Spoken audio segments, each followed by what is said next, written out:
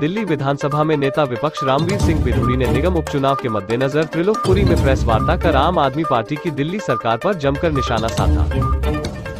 रामवीर सिंह बिधूड़ी ने कहा कि आम आदमी पार्टी ने त्रिलोकपुरी वार्ड से बाहरी उम्मीदवार को उतारा है। त्रिलोकपुरी वार्ड में आम आदमी पार्टी का कोई जनाधार नहीं है, उसे एक प्रत्याशी भी क्षेत्र का नहीं मिला। बाहरी लोगों को लाकर उम्मीदवार बनाया है, बल्कि चुनाव प्रचार भी बाहरी लोग से कराया जा रहा है। बिधूड़ी ने कहा कि त्रिलोकपुरी वार्ड में पहले आम आदमी पार्टी के पार्षद थे जो विधायक बन गए हैं, इसके बावजूद क्षेत्र में कोई विकास कार्य नहीं हुआ। क्षेत्र में गंदगी के अंबार है, जगह जगह कूड़ा जमा है। दिल्ली सरकार ने भी क्षेत्र के विकास के लिए कुछ नहीं किया। त्रिलोकपुरी में दिल्ली सरकार ने न तो स्कूल खोले न तो स्वास्थ्य सेवा ही उपलब्ध कराया। त्रिलोकपुरी में सड़कें टूटी है, पानी भी गंदा आता है। मीडिया को ये बताने के लिए कि त्रिलोकपुरी से भारतीय जनता पार्टी के उम्मीदवार श्री ओम प्रकाश जी, जो बहुत ही क्षेत्र के लोकप्रिय कार्यकर्ता हैं, वो भारी अंतर से चुनाव जीतने जा रहे हैं और उसके कारण भी हमने बताए हैं।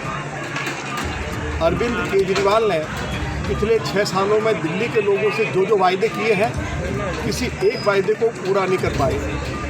उन्होंने ये वायदा किया था कि हम दिल्ली की जो पुनर्वास बस्ती है, जिसमें त्रिलोकपुरी भी है, यहाँ के निवासियों को मालिकाना हक देंगे, वो नहीं दे पाए। उन्होंने एक बार नहीं 4-4 बार वायदा किया कि हम त्रिलोकपुरी या दिल्ली के लोगों को 24 घंटे स्वच्छ जल उपलब्ध कराएंगे।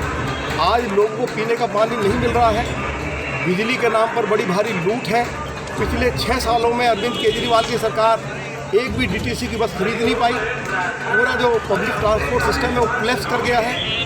हमारी मेट्रो जो 2017-2018 में 4th फेज पूरा होना चाहिए था, वो अभी शुरू हुआ है। दिल्ली जो है वो दुनिया की सबसे ज़्यादा प्रदूषित राजधानी घोषित कर दी गई है और कोरोना महामारी के चलते हुए सुप्रीम कोर्ट को ये कहना पड़ा कि दिल्ली के हॉस्पिटल्स की ऐसी हालत है कि उसकी हालत की यदि हम तुलना करें बूचड़ खाने से, तो हॉस्पिटल्स की हालत बूचड़ खानों से भी बदतर है। ये सुप्रीम कोर्ट ने दिल्ली के अस्पतालों के बारे में कहा है। इस क्षेत्र में सफाई की व्यवस्था बहुत ख़राब है, क्योंकि इस क्षेत्र से जो एमएलए हैं वो भी आम आदमी पार्टी के हैं और निगम पार्षद भी आम आदमी पार्टी के रहे हैं।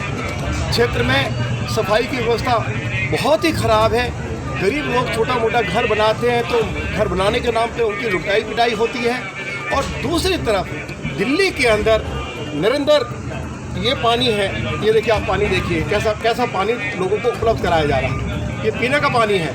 हम पूछना चाहते हैं अरविंद केजरीवाल जी, आप कहते हो कि हम दिल्ली को वर्ल्ड क्लास सिटी बनाएंगे, यही वर्ल्ड क्लास सिटी है आपका?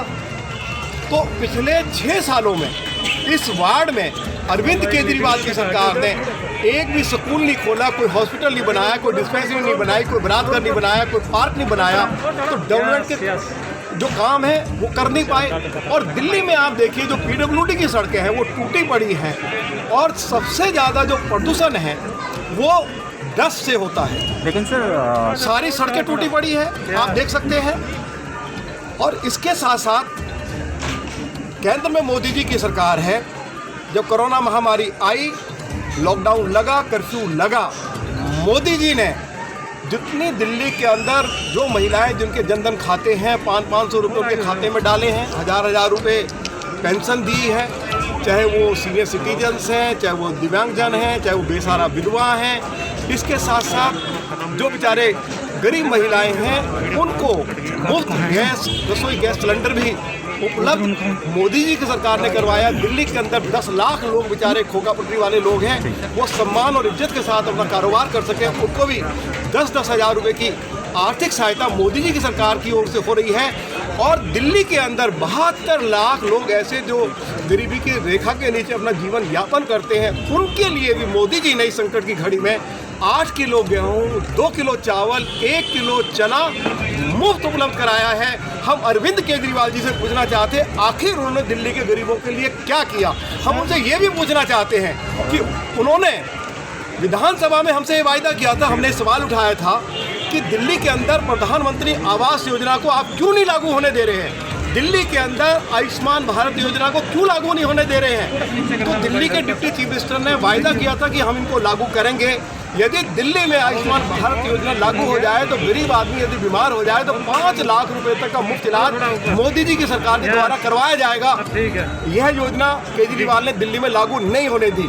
यदि दिल्ली में जो गरीब लोग हैं, यदि उनके पास कोई छोटा मोटा खाली प्लॉट का टुकड़ा है और वो मकान नहीं बना पा रहे हैं, अन्य प्रदेशों में मोदी जी गरीब आदमियों को मकान बनाने के लिए 4 लाख रुपए इस योजना के तहत दे रहे हैं। दिल्ली में प्रधानमंत्री आवास योजना को केजरीवाल ने लागू नहीं होने दिया। शौचालय बनाने के लिए 30,000 से लेकर 40,000 रुपये मोदी जी की सरकार देती है। उस योजना को इसलिए लागू नहीं होने दिया कि गरीब लोग जो हैं वो मोदी जी का झंडा उठा लेंगे। केवल इससे मोदी जी को या भारतीय जनता पार्टी को बहुत फायदा होगा। इसको देखते हुए उन्होंने गरीबों के लिए जो मोदी जी की सरकार योजनाएं चालू कर रही है, पूरे देश में चलाए हुए हैं, उनको दिल्ली में लागू नहीं होने दिया। इस चुनाव में लोग ओम प्रकाश जी को चुनाव जिताकर और आम आदमी पार्टी के उम्मीदवार की जमानत जब्त कराकर उनसे और उनकी पार्टी से बदला लेंगे। सर, दिल्ली में उपचुनाव के 5 सीटों पर चुनाव हो रही है, तो क्या माना जाए कि 5 सीट भाजपा के झोली में? देखिए, बात यह है 4 सीटों पे तो कोई मुकाबला ही नहीं है। 4 सीटों पे तो भारतीय जनता पार्टी भारी मतों से, भारी अंतर से चुनाव जीतने जा रही है। और जहाँ तक 1 सीट की बात है, उस पर ट्रेंगुलर फाइट हो रही है, कुछ भी हो सकता है। सर, एक तरफ पेट्रोल की दाम हर दिन बढ़ता जा रहा है, इसे देखकर आप कैसे कह सकते हो कि हम 4 सीट पर जीत रहे हैं? आप मुझे ये बताइए, अरविंद केजरीवाल के मुख्यमंत्री बनने से पहले पेट्रोल पर वैट होता था 20%, अब बढ़ा के उन्होंने कर दिया 30%। अरविंद केजरीवाल के मुख्यमंत्री बनने से पहले डीजल पर वैट होता था 14.25% और बढ़ा के उन्होंने 30% किया, थोड़ा उसमें रियायत की है। जब वही पेट्रोल और डीजल पर केजरीवाल जो है वो डीजल पर 14% वैट करें और पेट्रोल पर 20% करे जो पहले था उनके मुख्यमंत्री बनने से पहले। देखो फिर पेट्रोल डीजल के दाम कम हो जाएंगे। सर, वहीं जब कांग्रेस की सरकार थी, सिलेंडर का रेट 400 रुपये था, तो जब आप बीजेपी प्रदर्शन करी, आज 900 रुपये है, तो उसके लिए आप क्या कहेंगे? सबसे पहला मुद्दा तो आप ये देखिए जी, गंदे पानी की समस्या। आप किसी भी गली में चली जाएंगे, हमारे वार्ड के हर गली मोहल्ले की समस्या है गंदा पानी। जनता ये कहती है कि भाई चाहे हमसे आप पैसा ले लीजिए, लेकिन आप हमें साफ स्वच्छ पानी दीजिए, जिससे कि हम पानी को पी सकें और अपने परिवार में और भी काम उन सब काम को हम कर सकें। क्षेत्र जनता का सबसे बड़ा समस्या है। दूसरी समस्या है कि क्षेत्र में आप गंदगी का अंबार है। आप गली में टूटी पड़ी है, नालियाँ भरी पड़ी है, लोगों के मकानों में सीलन पहुँच चुकी है। अब लोग इतने परेशान हैं, जो बड़े बड़े मकान बनाते हैं बेचारे, उनके मकानों में इतनी बड़ी समस्या है कि उनके मकान सारे गीले होकर उनका पत्थर झड़ रहा है। तो निगम में तो आपकी सरकार है सर, भाजपा की हमारे यहाँ सरकार है, पे 6 साल से कोई निगम पार्षद, उन्हीं पार्टी का निगम पार्षद है, वो काम नहीं कर रहा है। उसके जो निगम पार्षद वो उन तक से काम यही है कि क्षेत्र में कहाँ किसका मकान बन रहा है, उसका लैंड कितना आगे बढ़ गया है, उसकी चिंता वो सिर्फ करते हैं। और रेहड़ी पटरी कहाँ लग रही है, कौन आदमी क्या सामान बेच रहा है, उससे हमें कितने पैसे लेने हैं, तो क्या लेना है, ये नहीं लेना है, ये चिंता करते हैं। क्षेत्र में विकास हो या ना हो, इनकी कोई जरूरत नहीं हो।